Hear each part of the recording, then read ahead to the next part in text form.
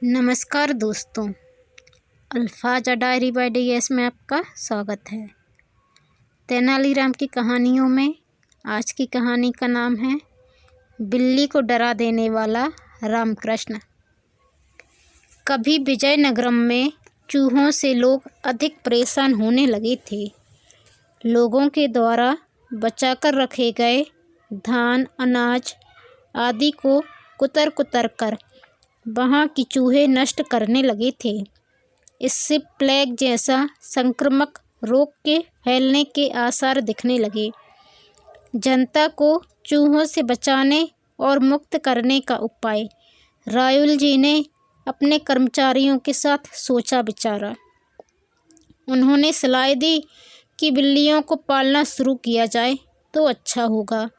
इसके अनुसार रायुल जी ने हर कर्मचारी को पालने के लिए एक एक बिल्ली की व्यवस्था कर दी थी। उसका पोषण करने के लिए दूध की ज़रूरत होगी ना, इसके लिए एक एक गाय को भी उन्हें प्रदान किया था। सभी के साथ इन अष्टदिग्गजों को भी बिल्लियां और गाय प्रदान कर दी थीं। रामकृष्ण कभी अपनी बिल्ली और गाय को घर ले आया। रायुल जी के कहे अनुसार अपने पास स्थित बिल्ली को दूध पिलाकर बंद कर गाय के दूध का उपयोग अपने परिवार के लोगों के लिए करने लगा। बिल्ली को गाय का दूध नहीं मिल रहा था, इसलिए चूहों को मारने के लिए वह दौड़ने लगी। घर में दौड़ लगाने वाले सभी चूहों को मार खाने लगी। कुछ दिनों बाद सभी चूहे खत्म हो गए। इससे अड़ोस पड़ोस के चूहों को भी मार खाने लगी। कुछ दिनों बाद वे भी खत्म हो गए। रामकृष्ण के घर के चूहों के साथ साथ अड़ोस पड़ोस के चूहे भी खत्म हो गए। एक दिन रायुल जी को अपने द्वारा दिए गए बिल्लियों को देखने का मन हुआ, अतः उन्होंने ढिंढोरा पिटवा दिया। आने वाले अमावस्या के दिन सभी लोग बिल्लियों को लेकर आए। जिस किसी ने अपनी बिल्ली का पोषण भली भांति किया है उसे पुरस्कार भी दिया जाएगा।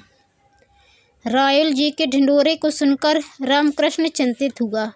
उसकी बिल्ली दूध न पीने के कारण कमज़ोर पड़ गई थी। चूहे भी खाने को नहीं मिल रहे थे। इससे कमज़ोर होकर हिल डुल भी नहीं पा रही थी।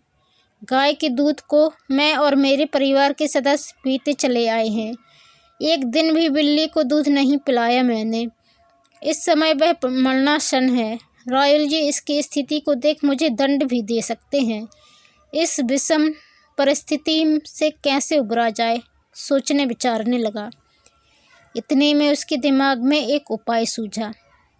रामकृष्ण ने अपनी माताजी को बुलाया।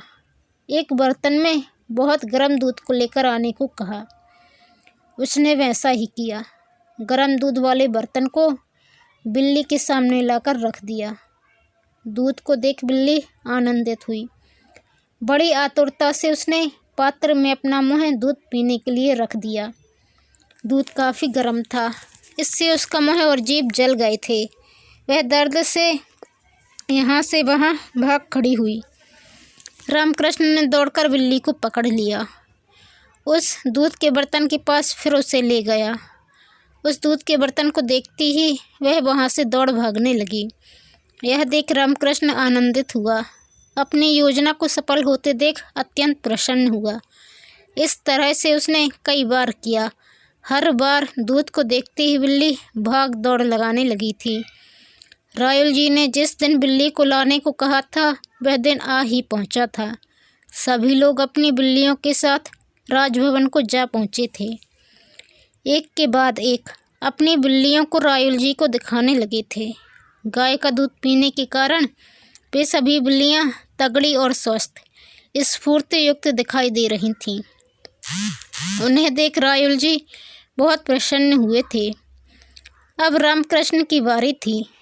रायुल जी को उसकी बिल्ली कमज़ोर सी लगी। इससे उन्हें क्रोध हो आया। रामकृष्ण, तुम्हारी बिल्ली कमज़ोर सी लग रही है, क्यों? उसे अच्छी तरह से दूध नहीं पिला रहे हो क्या? पूछा।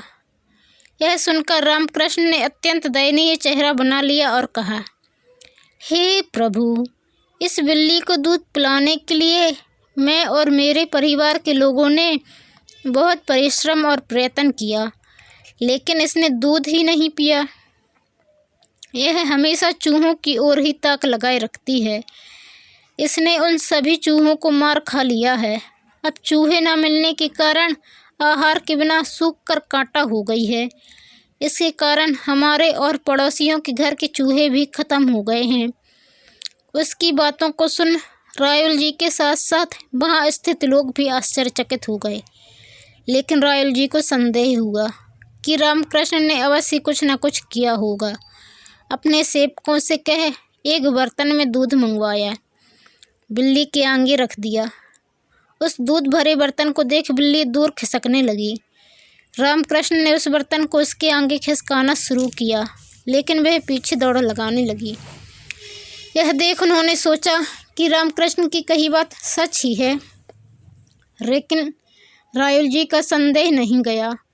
उन्होंने उसके मुँह को अच्छी तरह से देखा। मुँह में जलने के निशान थे। जीभ का अंतिम छोर भी जला हुआ था। बिल्ली का मुँह और जीभ को जला देखकर रायुल जी को बहुत क्रोध आया था। रामकृष्ण, तुमने जो कार्य किया है मुझे उसका पता लग गया है। सच सच कहने पर तुम्हें क्षमा कर दूंगा, नहीं तो तुम्हें कठोर दंड भोगना पड़ेगा, कड़क कर कहा। रामकृष्ण को सच बताना पड़ा। हे प्रभु, अपने चूहों की समस्या से निपटने के लिए बिल्ली को दिया था, उसको दूध पिलाने के लिए गायों को भी दिया था। इससे हम लोग और हमारे पड़ोसी लोग भी आनंद पूर्वक हैं। हमारे परिवारों में चूहों की परेशानी है क्या? आप एक बार पूछ कर देखिए। यदि वो लोग हाँ कहें तो मुझे दंड दीजिए, यदि नहीं कहें तो मुझे क्षमा कर दीजिए, कह विनय पूर्वक निवेदन किया। रायुल जी को इसकी बातें उचित जान पड़ी। उन्हें देखकर लगा कि वे शांत हो गए हैं, उनका गुस्सा खत्म हो गया है। यह देख अवसर का लाभ उठाते हुए रामकृष्ण ने कहा, हे प्रभु, आप एक और बात पर विचार करिए। मेरे पास स्थित बिल्ली ही चूहों को मार रही है। यहाँ स्थित बिल्लियों में क्या एक भी चूहों को मार पा रही है? जरा इस बात को भी उन लोगों से पूछिए। भरपेट दूध पीने वाली बिल्ली क्या चूहों की ओर ताकेगी? जरा सोचिए। तब रायुल जी ने वहाँ स्थित लोगों से प्रश्न किया, आप सभी चूहों की समस्या से उबर चुके हैं? सभी ने मुक्त कंठ से नहीं कहा, लेकिन रामकृष्ण के अड़ोस पड़ोस के लोगों ने कहा वे विमुक्त हो चुके हैं, चूहों से उनका पिंड छूट गया है। रायुल जी ने रामकृष्ण के द्वारा किए गए कार्य में उसकी होशियारी और चतुराई को परख लिया। अपने घर के साथ साथ आस पड़ोस के घरों को भी चूहों से मुक्त कर देने के कारण उसका अभिनंदन किया। दोस्तों, यदि आप चैनल पर नए आए हैं तो प्लीज़ चैनल को सब्सक्राइब कर बेल आइकन क्लिक कर लें और वीडियो को लाइक और शेयर करना ना भूलें। धन्यवाद।